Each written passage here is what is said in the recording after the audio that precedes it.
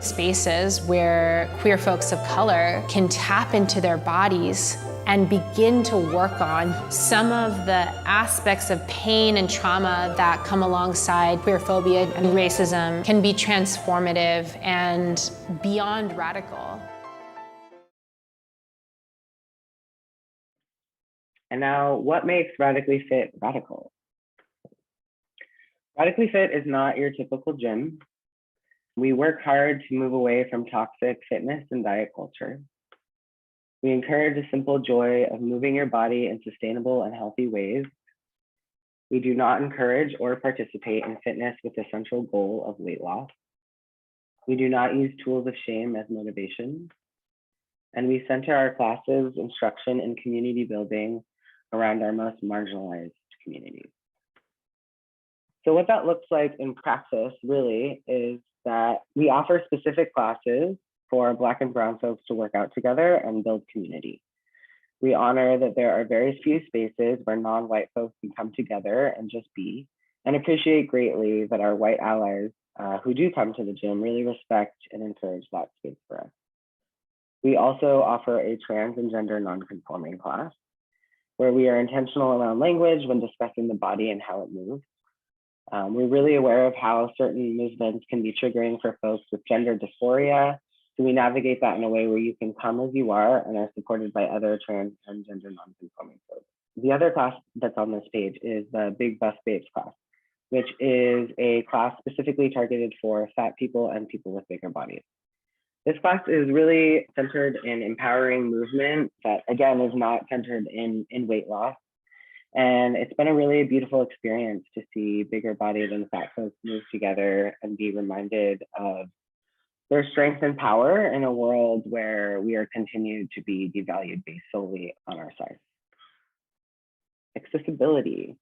Accessibility was one of the pillars that we had when we started Radically Fit, and how that worked in this case was around financial accessibility. So this really means ensuring that as many people possible can come to the gym. And how we kind of made this happen was looking around and seeing what the costs of going to gyms are in the Bay Area, and making sure that our pricing really modeled something that was doable for folks. And then additionally offering a community care sliding scale membership. So anyone can come to this gym and pay whatever they can. We have folks that come and pay nothing. We have folks that come and pay $20 a month, up to $50 a month. Really, it's whatever they can pay. I think another important aspect is that we, as a gym, also made it really clear that we didn't want to ask folks for any proof of income. We really want this to be a communal space where people can feel safe in a lot of different ways. And one of those is trusting that folks are coming and being able to take care of themselves in a way that doesn't feel like they're being watched or that they're being kind of held in this box. And we also set up the scale so you can see we have unlimited classes for $149 a month. The Pay It Forward, which is $200 a month, is a membership that helps really support the community care sliding scale membership. And then we also offer an 8 classes per month as well. Currently, 50% of our membership is made up by members on our community care sliding scale program. This is a picture of our staff, by the way, on the left here. Fitness at its root is a necessity. Moving our bodies helps enormously, not only with overall physical health, but with mental health and emotional health as well. We are proud and grateful to be able to hold a space that has been so meaningful for so many people in Oakland and all around the country. We want to continue to move forward in our mission and do the work that makes Radically Fit not only a safer space for folks to work out, but expand our mission and chip away at the toxic fitness and diet culture that tells us that we are not enough.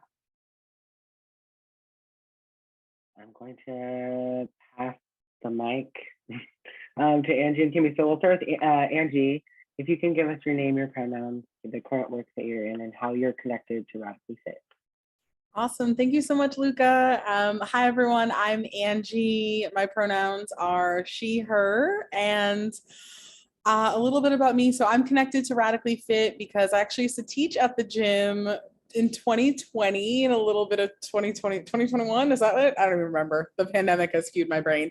But in the years when it was open, I was there and I had a lot of fun. What class did I take? Teach BBQ, Black and Brown Queers, and it was fun. It was a lot of time, a lot of good times. Outside of that, I've just always been a really active person, interested in like every sport or lifting, just kind of like figuring out what my body can do, but not necessarily falling into the like, gotta crush it, do like Tough Mudders and stuff, but just, just want to know what my body can do.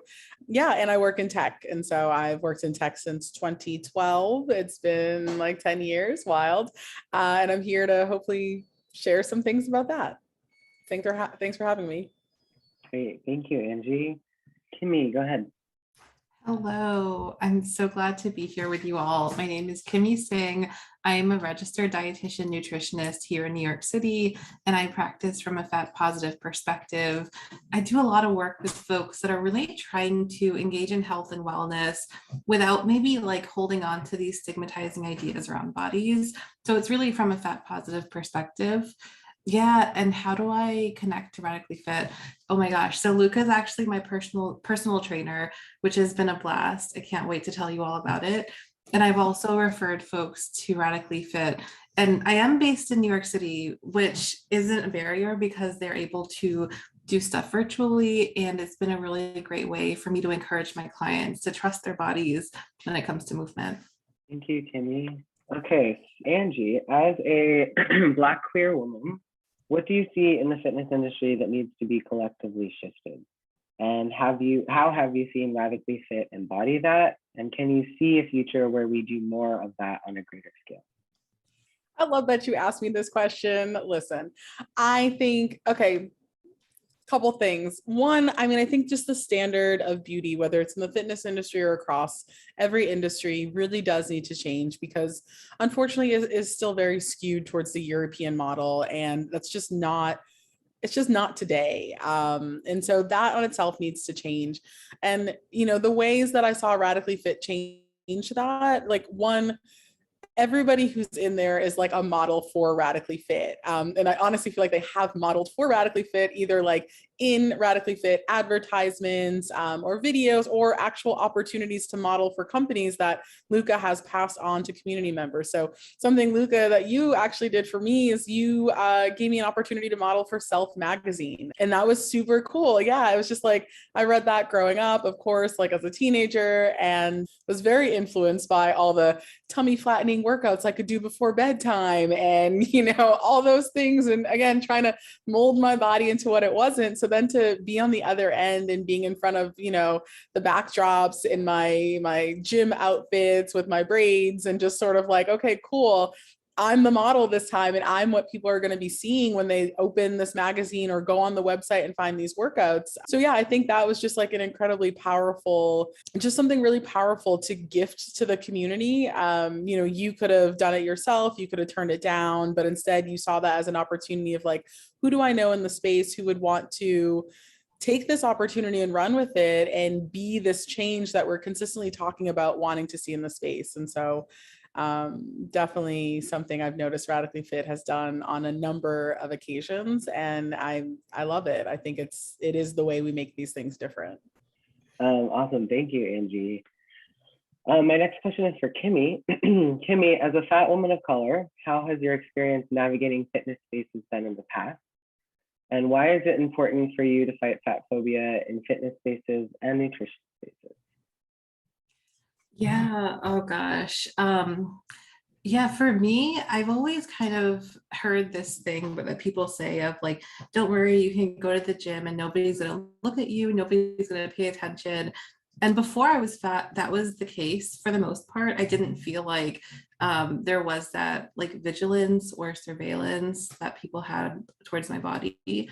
But since being fat, I've noticed that really walking into a gym means that a lot of people are looking at me, sometimes really explicitly, sometimes sort of like out of the corner of their eye.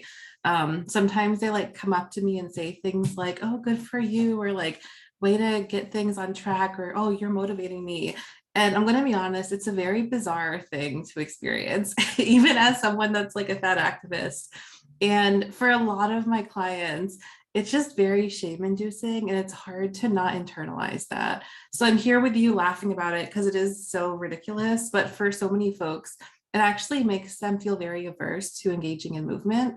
And as I do the nutrition work with clients, what I find is that when someone has a history of dieting, like what Luca mentioned, like starting Weight Watchers as a child, that's super common for folks in bigger bodies. And when you do that, you really start to disconnect from your body because you have to turn off the parts of you that connect to your hunger and fullness signals because you're following a diet. And one thing that movement can do is it can help folks feel more embodied. It can really help them also connect to their hunger and fullness again. So I just find that like being able to have a positive experience in fitness can also really have a great impact on nutrition. Thank you, Kimmie. Appreciate that. Angie, you have had 10 years of experience working in tech, and we'd love to know how you believe tech could be a support system to businesses like Radically Fit in its goal of sustainability. Yes, I've worked in tech for a long time, and I've seen a lot of companies, what is the word? Extract benefit from the resources of the community without giving anything back, which is unfortunate. You know, you have all these tech workers who run outside and, okay, yes, they'll give their dollars to some local food spots and they'll eat there, but there's really nothing else happening. Nobody's helping with cleanup.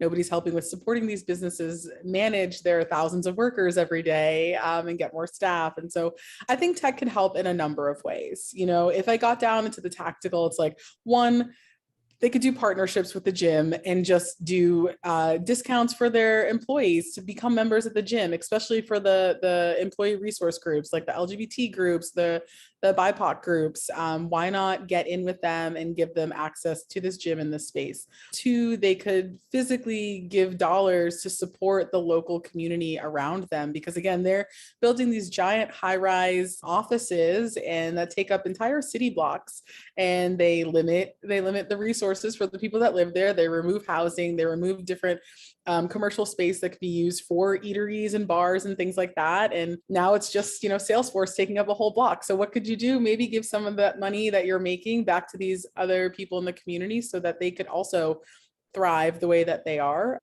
Yeah. And then I think beyond that, I think just being champions, being accepting and being open, you know, there is a stigma in tech with the tech community that they're not the most inclusive people. I can neither confirm nor deny that right now, but you know, the stereotype is there and it stems from some truth. And so I think that just working on their inclusivity, as well as looking at these communities that have worked so hard to become diverse and inclusive and accessible, what can you learn from these communities? Because they existed before tech and they'll exist after tech. And so I think if there was a way to bridge that between the community and the companies and kind of share those learnings and those resources, it could help everybody in the end. Thank you, Angie. Yes, what a phenomenal answer. Wait, that was not pre-written. That was not scripted. That was great. Top of my head. Thank you. Okay. Hi, my name is Christina. I use she, her pronouns, and I'm really excited for the opportunity to talk about how meaningful and impactful my experience being a member of Radically Fit has been. I joined Radically Fit in 2018. I first heard about the gym through Instagram and was immediately drawn to not only the gym space, but to the politics and the values of the gym.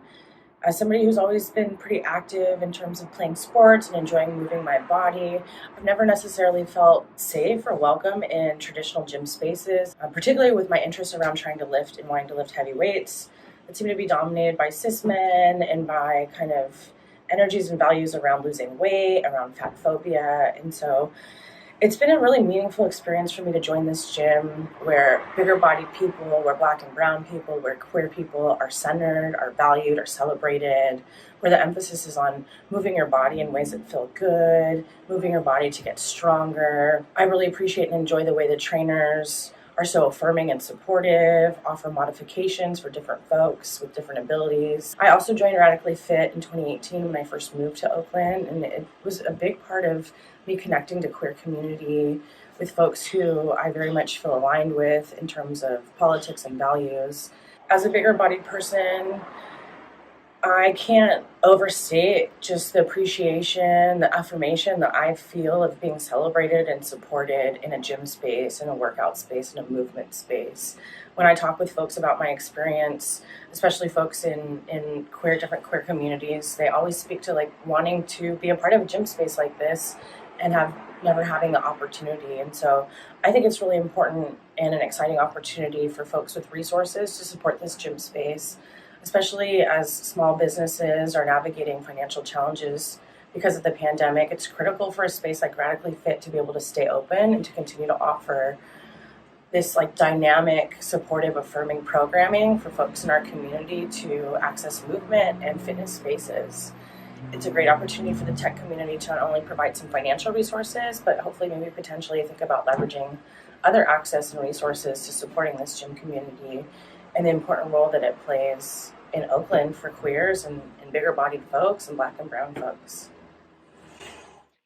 Hi, my name is Jessica Hernandez. I use she, her, and hers pronouns, and I've been a member at Radically Fit since October of 2019. I first heard about RadFit just from Google when I was looking for a new gym space. I decided to be really intentional about it and just looked up gyms in the area that are for fat people and that are for brown people and that are for queer people. I was thinking, this is the Bay. There's got to be a place like that here. And there was. It was Radically Fit. So I remember going to my first personal training session with Luca and being really nervous. I had never really been in a gym space before, especially in a personal training session. And they did a fantastic job just welcoming me into the space and making me feel like a part of the community. I realized then that I really need community space in order to feel safe and at home, both in my body and when moving through my body.